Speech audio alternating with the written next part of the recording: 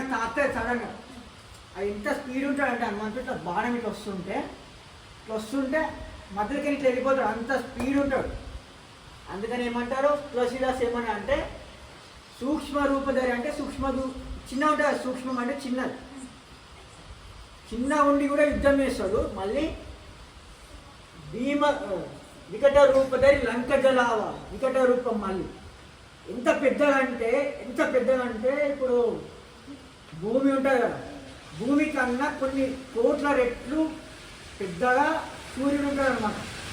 సూర్యుడు ఉంటాడు కదా, భూమి మీదనే మనం ఆకాశం వెళ్తుంది, అంత పెద్దగా ఉంది.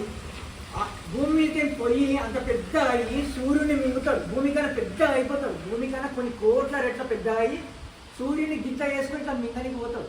అంటే హనుమంతుడు ఎంత పెద్దగా ఉంటాడో అర్థం చేసుకోండి, ఎంత పెద్దగా ఉంటాడు. ప్రపంచం కాదు, ఆయన కన్నా పెద్ద ఎవ్వరు లేరు, అంత పెద్ద అవుతాడు. సూర్యుడిని గింత చేసుకుంటాడు. ప్రపంచం అంటే భూమి కంటే పెద్దగా అవుతుంది. దాని తర్వాత ఇక్కడ భూత పిశాచ నికటన 50 మహావీర జపు నామసునావై అంటే